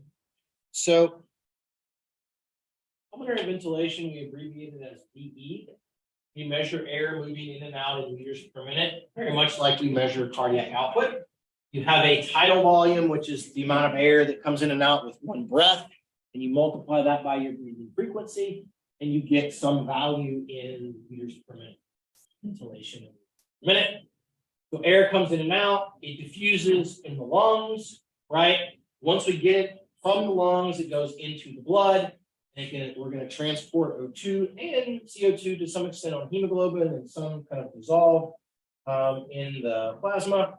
And then we have what's called internal respiration, which is just then going to be, once you get into the capillaries, the exchange of O2 and CO2 in the blood and whatever tissues. In this instance, probably muscle. Okay, so this is This whole process is sometimes called pulmonary ventilation. And then really it's broken into the components, the first of which is pulmonary ventilation, also breathing, and then these kind of other three. Okay. So realistically, the first two are really kind of things that are driven by the pulmonary system. The gas transport is driven by the cardiovascular system. And then the exchange that's going to take place is also mostly a cardiovascular, and then a mitochondrial one here, O2 pressure, cell type of thing. But this is the stuff that we really have some control over from the long standpoint. Okay. All right, we did this, we talked about that, Okay. I put these on here. Okay. In Dr. Mike's class, you have to memorize all of them. I don't know what half of these things are, so I'm not going to make you all know them. That seems only fair. Okay. I do want you to know total lung capacity. Okay. I do want you to know residual volume. Okay. I want you to know tidal volume. On the study guide, exactly were those the three that I put? Total lung capacity is just all of the air that can come in or out, the most that we can put in there at once. Okay. Residual volume is after we exhale, what's left inside, and then tidal volume is every. And these other ones we can use to tell us something about pulmonary function. If you do what's called a spirometry test, okay, exercise testing and prescription or exercise physiology lab, which all of you guys have to, you will do a spirometry test. Okay. But part of it will tell us to what extent can you dilate bronchioles, to what extent can you use your internal and external intercostal muscles to do things, right? And so you can figure out basically if I have some sort of pulmonary limitation. I have asthma, I have cystic fibrosis, I have COPD, I have emphysema. These will differentially affect different portions of these static lung volumes. Okay. And that's why we do that kind of a test to diagnose any sort of pulmonary disorder. Okay. Any more updates from my wife? Here's the answer is no. I don't know if that's good or if that is bad. So here are measures, right, in runners and kind of age matched, size matched controls. Okay. And what I want you guys to really be able to see on all of this is that there's really very little difference between people that have, these are sort of resting rates and some of these things in people that are sort of very highly aerobically trained, people that are not. And your take home from this should be that generally the pulmonary system, as long as you have normal function, pulmonary system is rarely a place for exercise. It's ever going to be by function. Right? Unlike metabolism, unlike muscles, unlike the cardiovascular system, the pulmonary system is rarely going to do it. Okay. So you guys will, during a VO2 max test or an exercise test, you'll reach some sort of max, basically, tidal volume, or you'll reach some max ventilation capacity. If I improve your function in the other systems, then I can make those values go up the next day, right? So you can usually do more than what we can test you at from that standpoint. Okay. Again, you don't have to know these equations. You don't have to know the solubility constants and those kinds of things. But what I do want you to appreciate, okay, is if we imagine a scenario whereby you have all of these alveoli in your lungs. Okay? Primary reason we have lots of alveoli is it increases the surface area of diffusion of oxygen and CO2. Okay? You are also, when you breathe air in, you're going to humidify. Okay? When you breathe air out, the stuff coming out is going to be more humid than stuff in the air. And so the actual surface area, as well as the solubility constants of O2 and CO2, are going to play a role in our ability to actually diffuse these two gases. So we're going to get at the area thing by having lots and lots of alveoli. That's going to be good. CO2 is very, very water soluble. O2 is not very water. So we're gonna use those two things to sort of power. Okay. And that's all. I just want you guys to sort of understand that these are things that we need to care about. That's why if you go to a place where it's more or less humid, it may feel like it's more or less difficult to get air in and those things, or to be able to kind of get stuff that's diffused, although it's hard for us to change that enough. Okay. Conducting zone, respiratory zone, just the higher sort of order bronchioles and the large branches as you're coming in, you're going to have air, but we're not going to actually exchange anything there.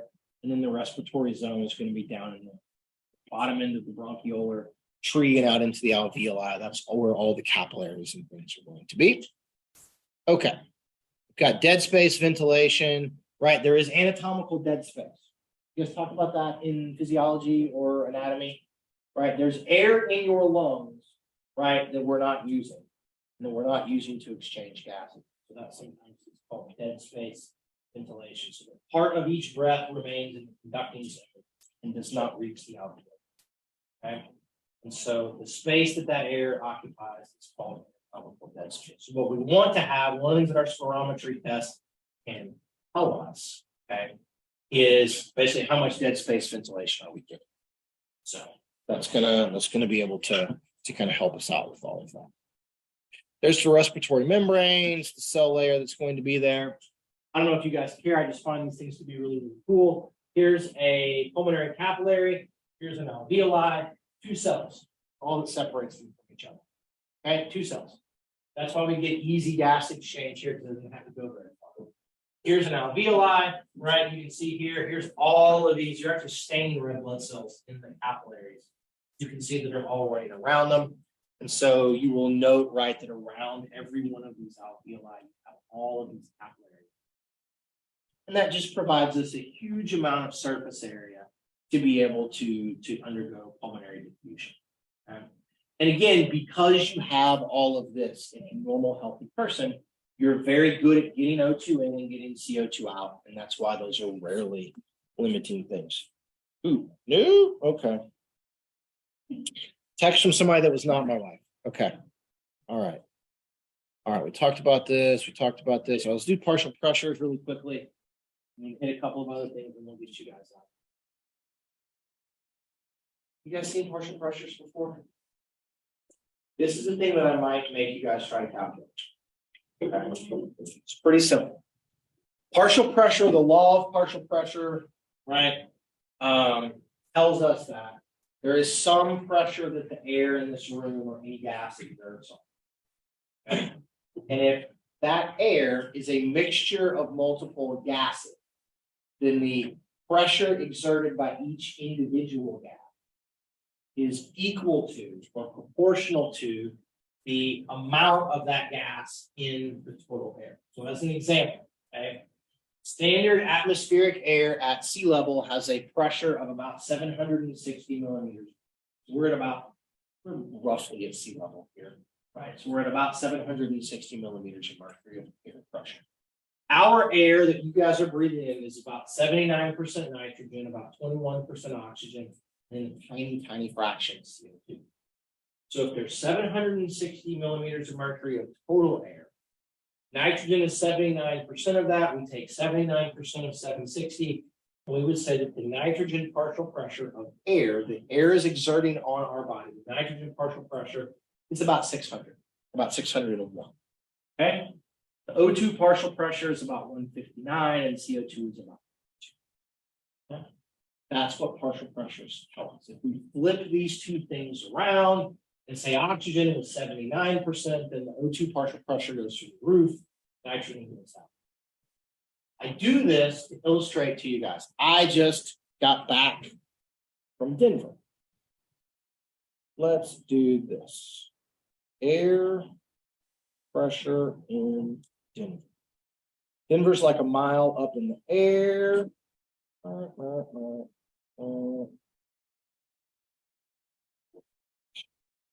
Air pressure in Denver is 633 millimeters of mercury, according to the third thing on Google.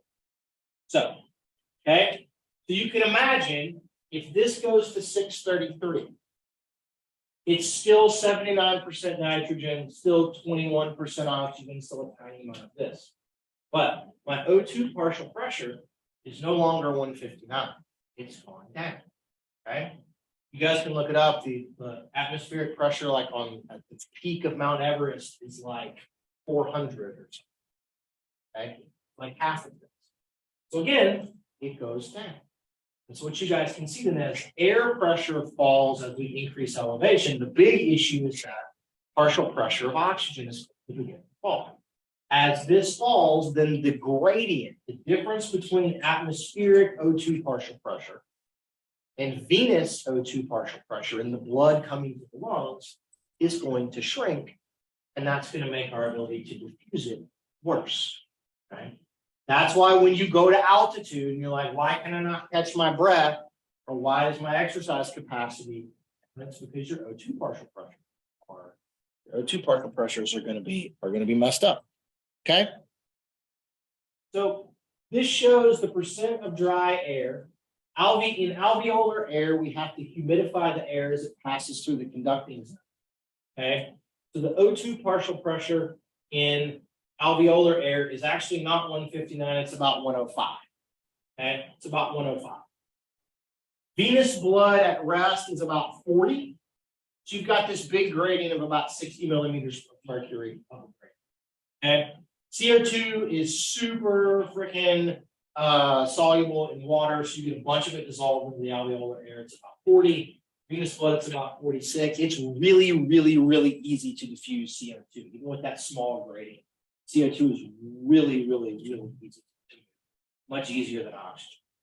So you can imagine if I cut this in half, because I'm on the top of Mount Everest, my arterial blood is at 50, and my venous blood is at 40. I got a diffusion gradient of only 10. That's why half of the people that climb Mount Everest die. Okay. There's a fascinating documentary on Netflix. The guy that climbs like is it called 13 Peaks or something like that? But he climbs like 12 or 13 mountains that are all like over 18,000 feet or something, just consecutively in like a 6-month period. Like all the ones in the Himalayas, he climbs 14 Peaks is what it's called. It's fascinating. He is Tibetan or something that moved to England and was an SAS officer, like a special forces officer in the British Marines or whatever they have, and then there's like a tech guy and anyway does this thing. It's really, really interesting to see all of them. And about how you got to climb with or without oxygen. Anyway, okay, those things. We carry oxygen in your blood on hemoglobin. That's it. Okay. One of the big things we'll see tomorrow when you do exercise training, before training, after training, 25% increase in total hemoglobin because your red blood cell count goes up and your total blood volume goes up. Okay. People that are trained can put more oxygen into their blood than people that are untrained. They have more oxygen in their blood, they can get more to their tissues. Very, very powerful adaptation. Their hematocrit percentage didn't change before and after training, but because their total blood volume goes up, right, by almost 1.5 liters, their total hematocrit, total amount of red blood cells is going to go up. So really, really cool adaptations. Okay. You guys seen this? It's called the hemoglobin dissociation curve. You guys do this in human phys or anatomy? People are like, no, you've never seen this. Okay.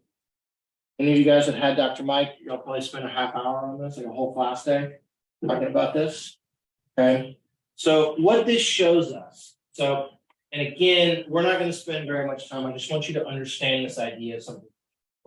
So put a physiological pH here, okay, in the middle. What you see is this is called P(a) O2, and this is the percent saturation of hemoglobin. This is going to be, and I need to look this up. I always forget if a is alveolar or if a is arterial. I feel like it's, I feel like this is for arterial. But the basic idea, right, is that as we're going to, this is going to be the percent of oxygen leaving the blood. Okay. And what happens here. And so as this goes out, as these things rise, we're going to get near 100% has left. This is the oxygen hemoglobin dissociation curve. So what happens basically is that small changes in oxygen, they can have a large effect on tube saturation. Okay? Greater unloading of oxygen is going to happen. Steep portion. So this is just again biochemistry. What I want you all to understand though is that when we exercise, pH decreases and temperature rises. And that is going to shift this curve to the right through something called the Bohr. Okay, the Bohr effect. And the idea behind the Bohr effect, all you need to know from a take-home standpoint is by right shifting the curve, when we're exercising, we actually get better loading of oxygen. Okay? Because pH falls because of an increase in temperature, right shift. That's going to be a good thing. Okay? That's all that I want you guys to know. We've done this. This shows the effects of temperature and acidity, blah, blah, blah. Okay, let's do CO2 in the blood. So you bind some CO2 to hemoglobin. You dissolve some in the plasma. So this has been made in the muscle and it's going into the blood. And then we carry the majority of it as something called bicarbonate. Okay, bicarbonate. You carry CO2 in your blood in the same way that when you eat Tums or drink some sort of an antacid, it puts bicarbonate into your system. So your blood has some antacid in it as bicarbonate. And what's going to happen with all of this is it's going to function as a buffer to try to buffer any hydrogen or any change in pH that we're going to get, especially during exercise. Okay, this is going to be one of our primary CO2 sources. It's going to become important when we talk about what happens to breathing during exercise. Okay. So what happens with exercise? You guys have seen, right? You start exercising, breathing goes up, rate goes up, frequency goes up. We're trying to maintain adequate oxygen. We're trying to remove CO2. We're trying to maintain proper pH. We probably won't get to today. And we'll stop there. We'll do really quickly. Let me talk about this and then we'll cut this off. Okay. Breathing is controlled by the brain. Okay. It's controlled by the thalamus, controlled by the pons and the medulla. Okay. And what happens is there are these areas in the brain called the respiratory center. Okay. The respiratory center. They are going to receive input from what we call peripheral chemoreceptors. So things in the periphery sensing mostly CO2 and hydrogen, from stretch receptors in your lungs, from proprioceptors, so where are you in space, from changes in temperature, from chemoreceptors in the brain cells, and then they're also going to receive input from the motor cortex. So you can forcibly think about, I want to breathe more or less from those particular areas. Okay. The primary thing that drives breathing, this is probably going to seem backwards. Yeah, it's fine now. CO2 is the primary chemical that drives breathing. It's not a lack of oxygen. It's an increase in CO2. Weirdly, it's an increase in arteriolar CO2. More CO2 than we can get out of the lung, which is really, really, really strange. Okay, but there are chemoreceptors in the aorta, chemoreceptors in the carotid arteries, chemoreceptors in the brain that sense primarily CO2. Okay, they're also going to sense hydrogen or disruptions in pH. This is a little bit for sensing oxygen. It's mostly CO2. Okay, and they're going to signal to the central nervous system, to the respiratory center, so that CO2 goes up, breathe more, breathe faster, breathe deeper.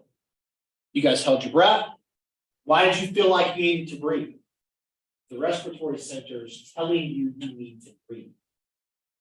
It's the respiratory centers responding to that elevation in arterial CO2 that you're not breathing. Back asked, well, what if you breathe more before you held your breath? Right? If you blow off more CO2, if you hyperventilate before you hold your breath, you can hold it longer if you should be more CO2. So there's a higher level. Okay, we'll stop here. We'll finish the last couple of things and then we'll do aerobic exercise or aerobic adaptations tomorrow. And there we go. I'll try to have the test done. Okay.